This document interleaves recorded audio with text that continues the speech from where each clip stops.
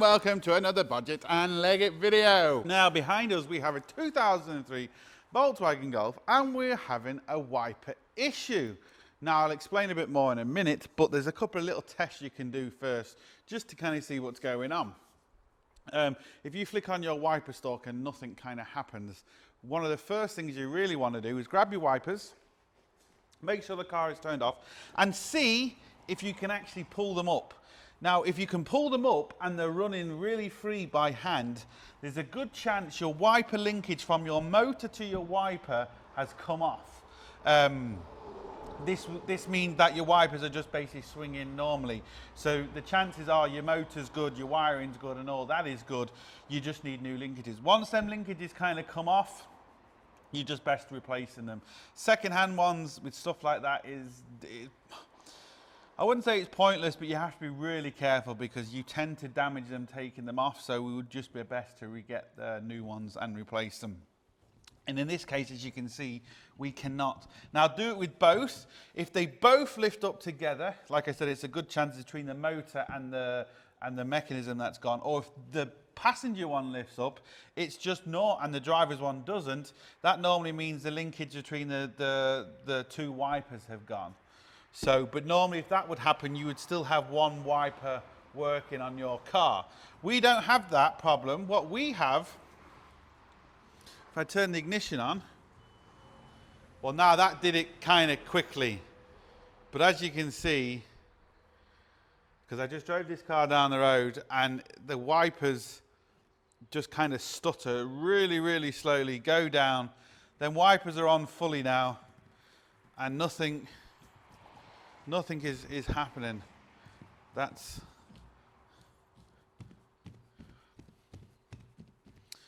anyway. So it's as if the motor is seized. Now that doesn't mean the motor is seized, but what that means is if you just think about this logically, like I've said in a few of my videos, kind of think about it logically before you start really getting into it. The wipers are moving. They should be on full blast now, so they should be going, 90, but they're not. So what that would tend to tell me is my fuse is okay, my relay is okay, and my wiring is okay. And I mean that in a, don't take that literally. But what I mean by it's kind of okay is we know we must have some sort of power going to our motor. Now we could still have a bad earth, we could have a bad connection, not enough power, but we know we haven't completely got, wires cut because they are physically kind of working. But most probably maybe a problem with the motor or something along them lines. So what I'm going to do first is I'm going to just get these to try and reset if I can, and I'm going to take them off. I don't want it to go back up. I'm going to take them off and we're going to, well actually, right, this could be our issue here. Let me just show you this, what I've just found. Now water could be getting in there and seizing the motor, doing something with the connections. I don't know. I'm going to take off the wiper motors. I'm going to take off this cowling cover here. Once I've done that, we'll get to the motor and we'll see what's exactly going on. Right, when it comes to wipers, I don't like lifting the wipers up off the body or off the windscreen and letting them go, because if they fall down, they could smash the window. But we could also have a problem where the wipers are putting too much drag on the motor and we can lift it up, but that still means the motor's going weak. But I prefer to take them off no matter what, because your windscreen can be quite expensive. You just take the little cap off, 13 mil. There's loads of ways of doing it, but again, what you want to be is you want to be careful, especially when you come to put them back on. You don't really want to put both of them on at once, because they could tangle up together. You could have mistimed them, they come down and smash the window. So what I normally find is easiest to do is you want to put the wipers down in the position they are, completely down like this before you start. Put one wiper on and just see if it goes, because you can see the line on the windscreen. See if it goes to the line on the windscreen, it should, and come back. Then put the second one on, and then you can kind of judge from there. Now again, this is going to be seized on here. I've done this loads of times where I've hit down on here and people just moan about me doing it. So I've got little pullers that you just push on there and pull it out.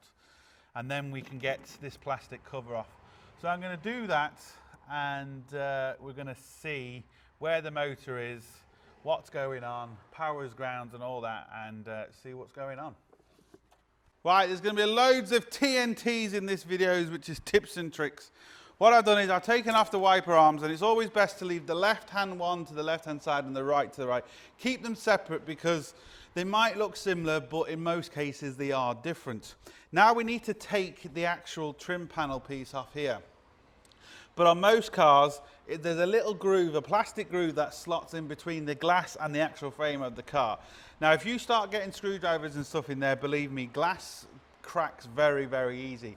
If you just try and pull this off, you're going to break the actual plastic part. Our plastic part is already broke, but there's no point going any further. So I like to get these plastic trim removers, and you just get it in. You work at the edges first, just lift it up, go around. Take your time, and there we go. We can see now we've got, there we go, hope you can see that. But we've got our corner lifted up here. There we go. You can see that now, it's lifted up. And just go in there, very easy.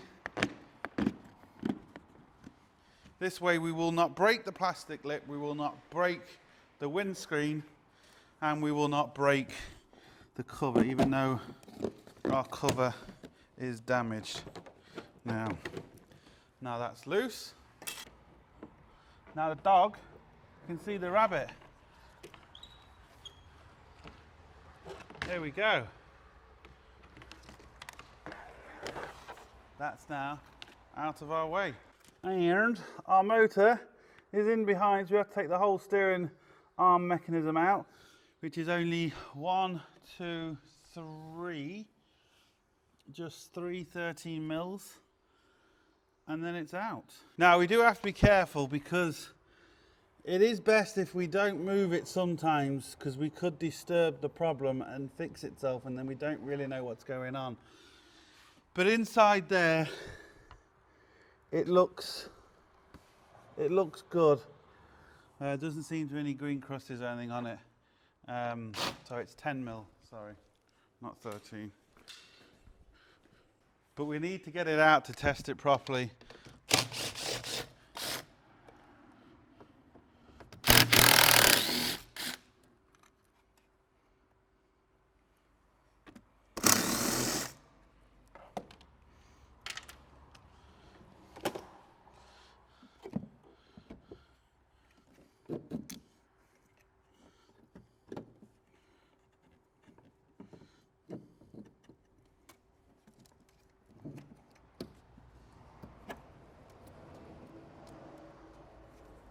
It's going to be awkward, but I'll get it out, then we'll test it, because what I want to do is I want to disconnect the motor from the mechanism, make sure the mechanism moves free, because it could all be seized internally in the mechanism. We could have a power issue, we could have a motor issue, we won't know until we get it out and test it. Right, we have our motor and motor arms on the bench. We're going to be using a Hioki meter again. The other good reason the Bluetooth on this is I can actually screen record it on my phone, which makes it easier for you guys. Right, first thing we're going to do is disconnect the motor from the arms. We have to be careful because it's basically timed. So what we need to do before we take this gold connection off here, you just see it there, we need to mark it. So we just want to mark it. Now some of them do have, they are set on splines and they have like a master spline, but not all of them do. So I'm just going to mark that there. It just means now I know that when we put it back, we're going to put it back. Okay, I knew you was going to do this. It's deciding to turn. There we go. But it don't matter because we know where we're going to put it back. We know our timing mark, so to speak.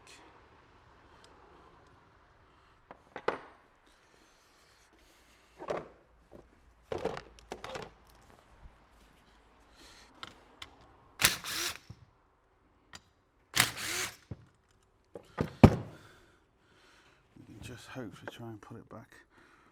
It's not really good turning the motor like this, but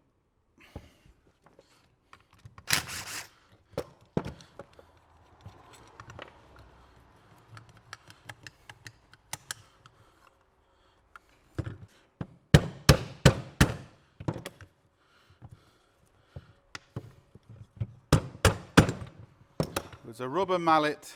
Now, first thing I want to check is this mechanism here. And as we can see, that's moving okay. Now, this arm. Now, here we go, look. So I've got a feeling that our motor is okay, but our arm here, yeah, our arm is seized. So, if we put this back on the car, I bet that's going to work, and we would have been drawing some huge amperage possibility through here. So let me just put this back on the car and see what happens. Right, I got my test lead, because I just want to check everything. I'm just going to plug this back in, because I think, if memory serves, this is going to be ground side controlled for this motor. So we're on battery, well, we was on battery positive.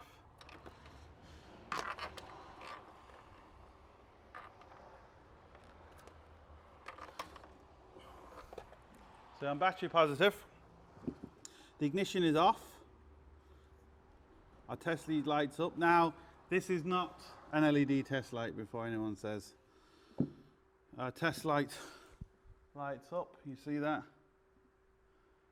And yeah, it lights up on every single one of them. So this is going to be ground side controlled.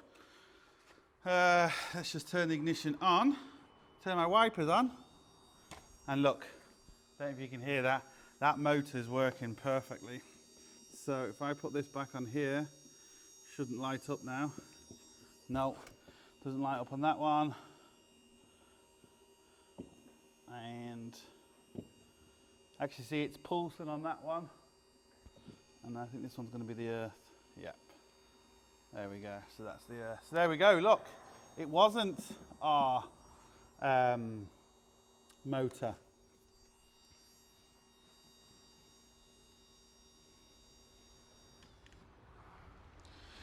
Be curious to see what amperage it was pulling when it was trying to overcome that. But what we're going to do is we will put the meter on there now, and we'll see if we can get some readings on it. But before we do that, let's go back and see what we can do with this wiper mechanism. Can we free it up, or has it gone too far? So we'll bang it in the vise. We have to be careful, because it's going to be very easy to break this. I'm going to see if we can move it first. Well, we know it has to move because the wiper arms actually move. So we know it kind of moves, but is it salvageable? I don't know the best way of going to be doing this now. Maybe we just hit down here first. So I don't want to pop off these mechanisms, because like I was saying before, popping off the mechanism can cause lots and lots of problems. I think it's going to be too far. There is a circlip there. We can bash it out. So we'll try that.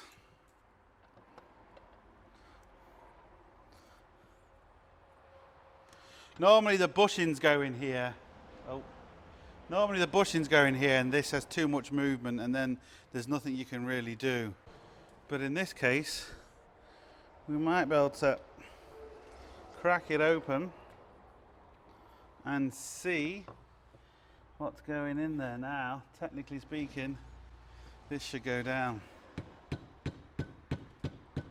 we kind of knew it was going to do that.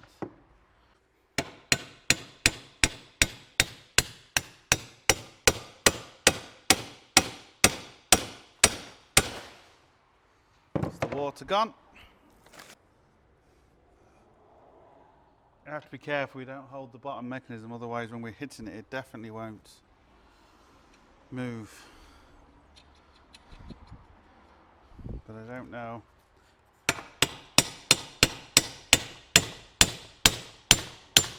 No, we're just slipping. I will put a bit of WD on it, leave it for half an hour or so, just to see if it will go through, and we'll turn the camera back on. Right, you can hear that screaming behind me. I'm screen recording it, so I'm not going to show you the screen because I'm going to put the screen up here. But it's just nice to monitor it. The car is off, so the battery is kind of going down. I should really start the car, but I don't want to do it for this part of the video because I'll have to shout over the engine. But as you can see, we're at battery voltage. Now the amp clamp is the wrong way round. I could have switched it, but it doesn't really matter for this video. Because what I'm curious of seeing is, there's no burnt wires or anything, but I'm sure that motor would have to have been under an awful lot of pressure to physically stop it, and then for it to kind of be juddering. So what I'm going to do is, the motor is screaming at the minute, and I just want to make sure it's okay. I just want to make sure it doesn't get too hot. I want to make sure the wires doesn't heat up. I'm monitoring it here because I want to make sure there's no sudden spikes. I wish I kind of put that back on, but it's kind of half freed now. I'll show you that in a second, just to see kind of the amperage draw. But yeah, I just want to kind of monitor it and see if everything's okay. And again, this is another good thing about this, because you can actually do data logging with this meter. You can literally set it off and let it go away and record as much as you want. Wow, that motor is getting hot, which it shouldn't be. I think that motor is damaged. Been put under an awful lot of pressure for a long time. I'm just going to kind of let this continue for a few minutes just to monitor it and see what is going on. Right, you can see we've got a little bit of heat on it. I've just been heating it around here very, very gently. Put some WD-40 on it, and as you can see, we have got movement. It is separating, so that's a good sign. Now, whether it's going to actually work is another matter, but oh well, that seems to be getting easier. Yep, that's really good news. So a bit more WD. I'll just show you what I was doing. So I had this more or less level. Can we have that level in there? Might make our next step easier. Can we do that? Can we? Are we trapping the end? We're not trapping the end, no. So let's put a bit of WD on it. Now I've looked inside this one because I've stripped the other side. It's all metal, so we're okay, but I'm sure there is a little kind of Teflon spacer in there, so I'm going to have to be careful. But very, very quickly, just heating up the middle of it, just until the WD, you can kind of see it reacting at the top. It's just starting to do it now. Just kind of bubbling. I'm trying to open this up slightly to allow the WD to go down. It appears to be working. So a couple of taps. I knew that was going to go down like that. Let's try it another way then. Let's try it this way. You see, you can.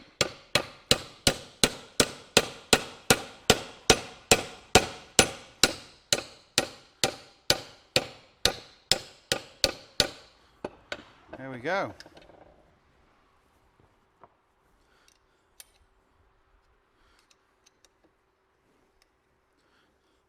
Now, this might not be able to be saved, but we're going to strip it. We're going to kind of see. Shouldn't really do that. Shouldn't really do that. Let's put this on a couple of threads. Just using the weight of the hammer now.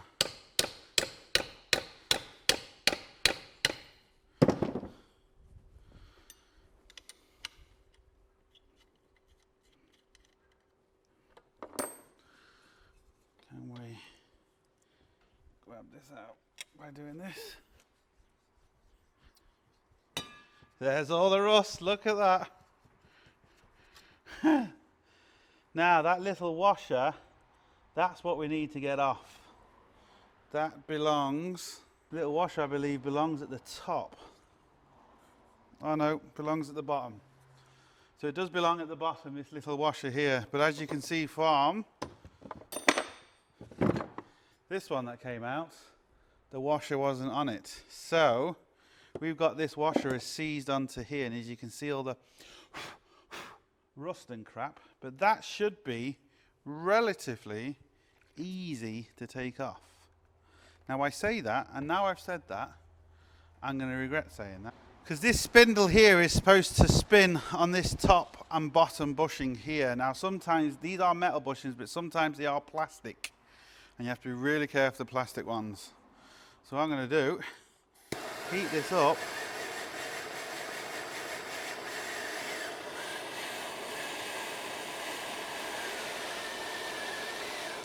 Did you see that move?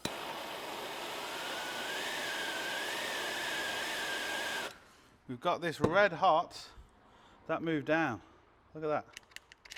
There we go. It's amazing what a bit of heat can do. Let's let that cool down naturally. And we need to clean all this, clean everything, and see what happens when we put it back together. All I'm going to do is get some sandpaper, WD-40, kind of clean it like this, clean the inside here, grease it all up.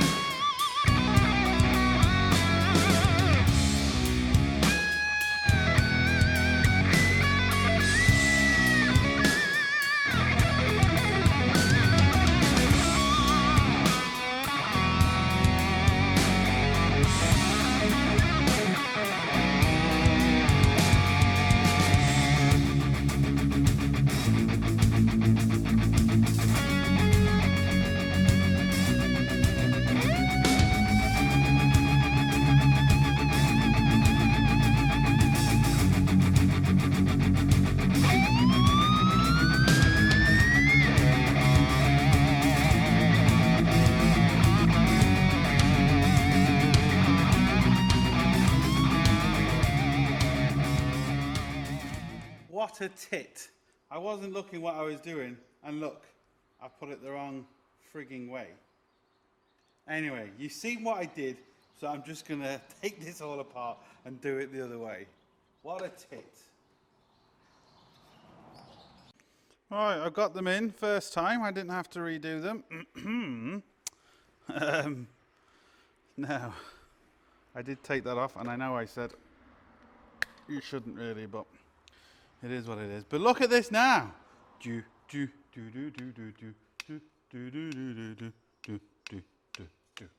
So, we're good. There's no wobbles in it, which is bloody good, because they do test that. So we just now, I got a new motor for it, or second-hand one, should I say. So we're going to put the second-hand motor in, because I'm not happy with that one.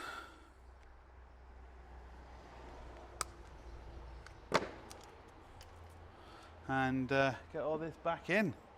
Now the only problem with this one is I don't know if this motor is starting from the down position. So safest way to do is plug this in, turn the wipers on, let it go to the start position, because we've timed this with the start position. So that's another thing you have to be very, very careful of. I'll wipe this grease away, because we don't need the excess grease.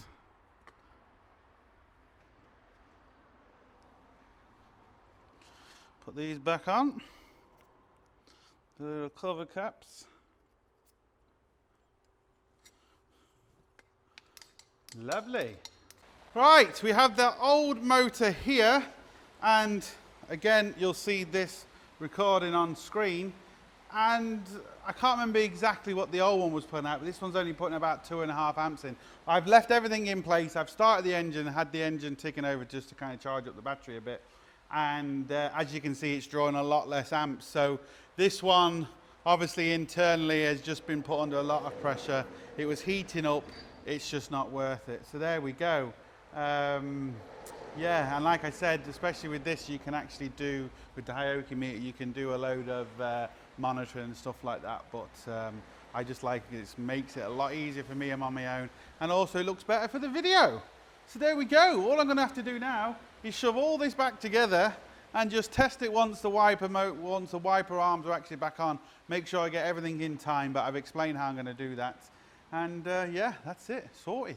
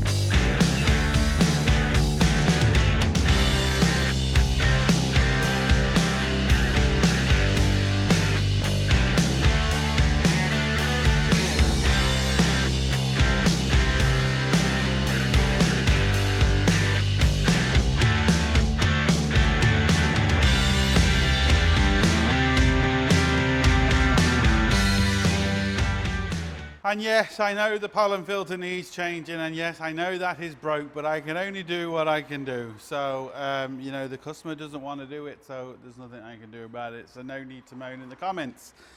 Now, hopefully you saw how I kind of did that. I just pushed my fingers across along, went all over, because again, don't use any hammers or anything like that, because you'll easily break the windscreen. Now, what I'm going to do is, as you can also see, I tested it before I put anything on. And just to make sure it was definitely, I got it in the right place, and it was definitely in the down position. You can see your old marks on your windscreen. It's going to be difficult because with this, the bonnet kind of needs to be up and down to test it. So, but you can see where the old marks from your wipers are supposed to be. So I'm going to set this more or less to what I think I can see the old marks, but I'm only going to put one on. Then I'm going to allow it to go up and down a few times, and I'm going to turn off the engine and stop it, try and stop it to make sure it stops and it doesn't hit. Now you'll know if it's hitting the outside of the window because you'll hear it, and you just adjust it accordingly. But I always put one at a time and just adjust it, even though I know this is definitely in the home position, but I just like to do it that way.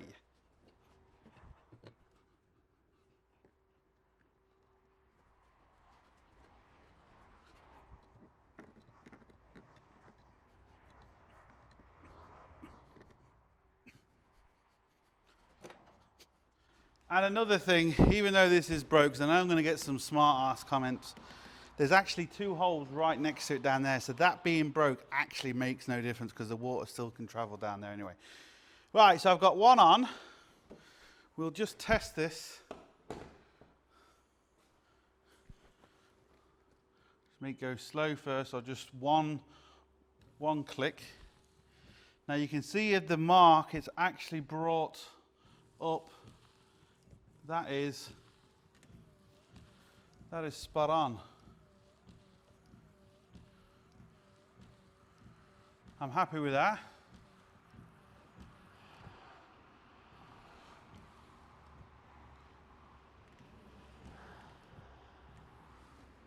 Now I've just turned the ignition off, and as you can see, nice and straight out the way of the driver, sorted. So Let that go into the home position. Now let's do the other one.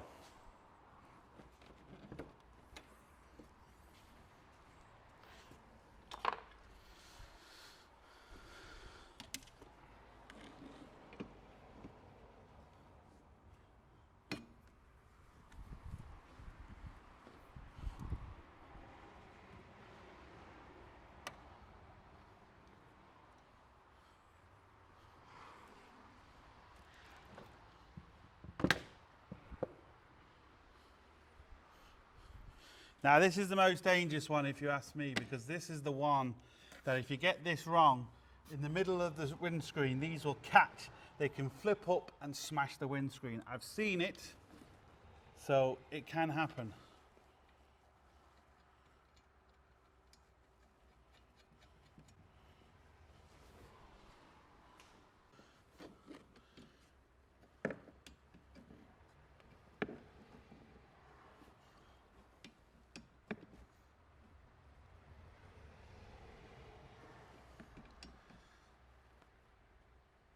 Now,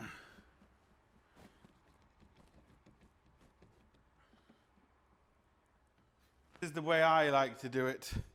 So I like to turn the ignition on, just click it down once, and I'm going to get ready to grab this to lift it up out of the way. I don't think I'm going to have an issue, but you never know. And no, once you don't have an issue there, you're not going to have an issue.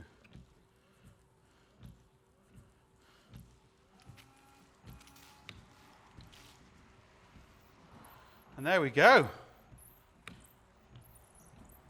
Sorted. Lovely. Jubbly. So that's it, people. We take it for granted windscreen wipers, but the cars were made before automatic windscreen wipers were made. So who invented the first automatic windscreen wiper? Put the questions or put the answer down in the links or down in the description below. Sorted. So that's it. Look, hope it helps. Please like, share, comment and subscribe. Don't forget, links up here, links down below, but most importantly, don't forget, get your hands dirty. See you for the next one. Sorted.